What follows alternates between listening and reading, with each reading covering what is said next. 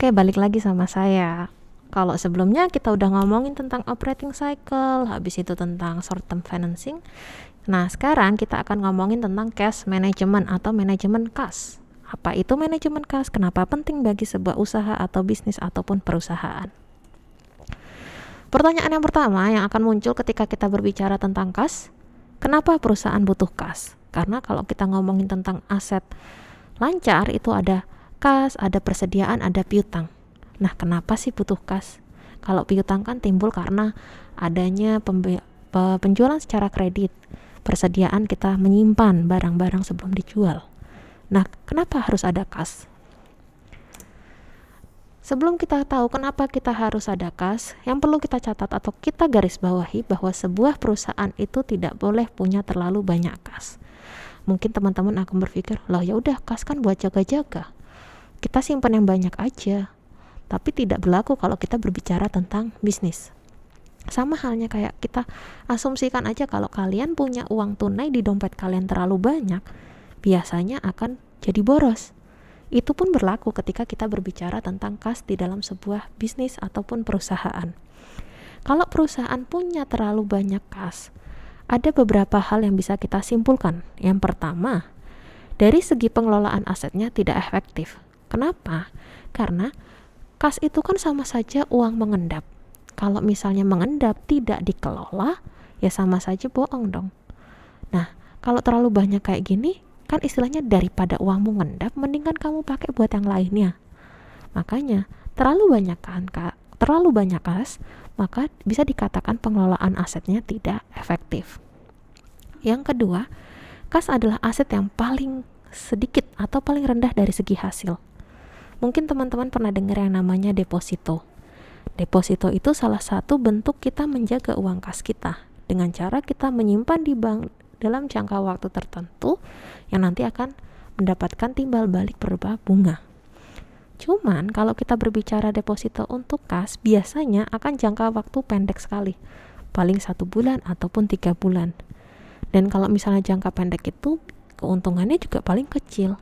Deposito itu kira-kira selama 1 tahun akan memberikan bunga sebanyak 3%. Yang artinya, kalau misalnya kalian hanya 1 bulan, berarti 3% dibagi 12, itu keuntungan kalian. Makanya, kas itu adalah aset yang memiliki hasil yang paling rendah. Dan yang terakhir, kalau banyak uang tunai, perusahaan bisa rugi. Seperti yang saya katakan tadi, ternyata kita terlalu banyak ngendap dananya di kas, habis itu sebenarnya bisa dialokasikan yang lain, bisa untuk kegiatan yang lain, tapi kita tidak mengalokasikan, tidak bisa menggunakannya, tidak bisa mengelolanya, otomatis perusahaan justru akan merugi. Oleh karena itu perusahaan tidak boleh terlalu banyakkan kas. Nah, kas itu buat apa? Kas itu kalau misalnya dalam sebuah perusahaan, dalam sebuah usaha, ada menjadi 4 hal. Kas yang pertama bisa digunakan untuk pembayaran tagihan. Pembayaran sebuah tagihan yang ditujukan kepada perusahaan atau bisnis yang kaitannya dengan kegiatan operasional. Atau biasa membayar beban. Beban listrik, beban air, habis itu ada beban marketing, biaya promosi, dan apapun itu masuk ke dalam tagihan. Dan kalau sudah tagihan atau beban ini dibayarkan menggunakan kas. Kalian kan nggak bisa membayarkan tagihan menggunakan piutang, menggunakan persediaan. Atau mungkin pakai aset tetap. Oh, nggak bisa. Karena jadi dalam pembayaran tagihan itu menggunakan kas. Nah, yang kedua, dalam perusahaan juga kas digunakan untuk membayar gaji. Sama sistemnya kayak tagihan. Kalian nggak bisa membayar gaji karyawan kalian menggunakan hal lain kecuali kas. Jadi, gaji dibayarkan menggunakan kas. Yang ketiga adalah sewa. Sewa gedung, kendaraan, mesin. Habis itu sewa mesin. Sewa tempat, itu juga pembayaran menggunakan kas. Itu bukan menjadi aset kalian karena itu bukan kepemilikan kalian. Nah, kalau udah kayak gitu bayarnya pakai kas. Dan yang terakhir, asuransi.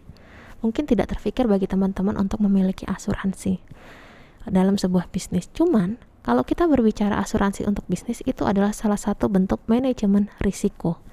Jadi Istilahnya nanti kalau terjadi sesuatu hal yang tidak diinginkan, ternyata merugikan kalian, tapi ada asuransi yang mengcover, setidaknya kerugiannya tidak sebesar yang terjadi. Asuransi akan mengcover ya paling enggak beberapa persen dari kerugian kalian. Istilahnya kalian mengalami kerugian tapi tidak terlalu rugi karena bisa di-cover oleh asuransi.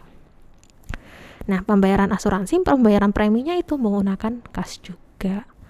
Oleh karena itu, karena kas digunakan untuk 4 hal ini, perlu adanya kas minimum di perusahaan. Kita harus tahu berapa sih paling enggak kita ada kasnya berapa. Gitu. Nah, di sini saya ada ambil contoh nih. Kas balance sebuah perusahaan. Sirup tahun 2020. Jadi ini adalah penggunaan kas. Dimana kalau kita melihat selama 1 tahun ini, penggunaan kas terbanyak di bulan Mei dan di Desember. Kenapa? Karena pada tahun 2020 di bulan Mei, bulan Desember itu ada event. Event apa? Mei ada Lebaran, Desember ada Natal. Lebaran dan Natal tidak bisa dipisahkan dengan namanya sirup. Apalagi Lebaran. Sebelum Lebaran aja puasa mulai dari April itu pasti sudah mengalami kayaknya peningkatan penjualan yang cukup besar. Nah, peningkatan penjualan itu otomatis akan sebanding dengan kas yang digunakan. Akan tetapi dari grafik ini juga terlihat bahwa di bulan September itu penggunaan kasnya paling sedikit. Kenapa? Karena kemungkinan di bulan September tidak ada event apapun. Karena tidak bisa dipungkiri bahwa kalau misalnya penjualan sirup itu sangat terpengaruh oleh event, sangat terpengaruh oleh sesuatu event. Kayak misalnya di sini ada Lebaran. Nah, di sini pengeluaran kas terbanyak di bulan Mei dan paling sedikit di bulan September. Tapi ada pertanyaan lagi nih. Gimana memastikan perusahaan bahwa kas di bulan Mei cukup, sedangkan kelebihan kas di bulan September bisa digunakan secara efektif?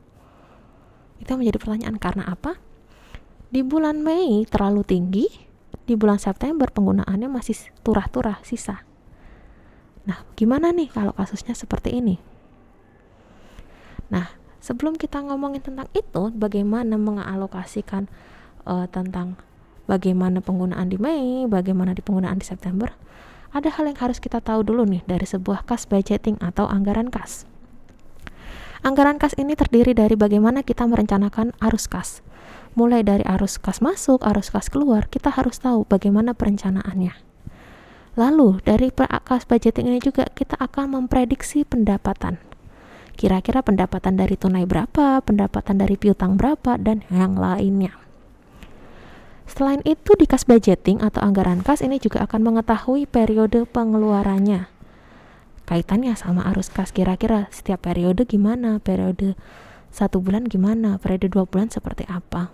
Dan terakhir, kita akan mengetahui kapan harus meminjam dari sebuah kas budgeting.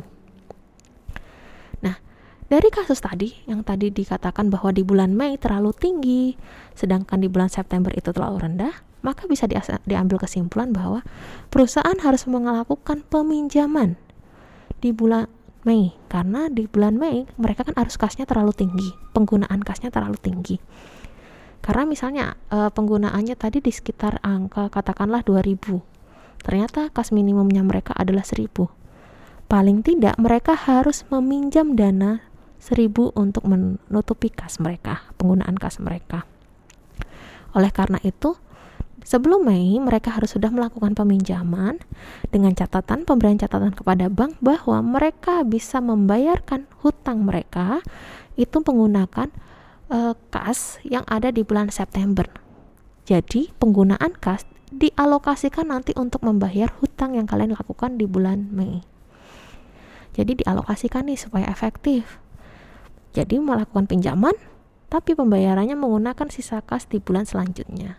Karena dengan anggaran kas tadi kita bisa memberikan kayak gambaran, ini loh aku anggaran kasku walaupun aku ada naik peningkatan tapi masih kira-kira masih aman kok. Nah gitu. Jadi anggaran kas ini sebagai gambaran bagaimana keputusan yang harus diambil dan kapan kita harus meminjam.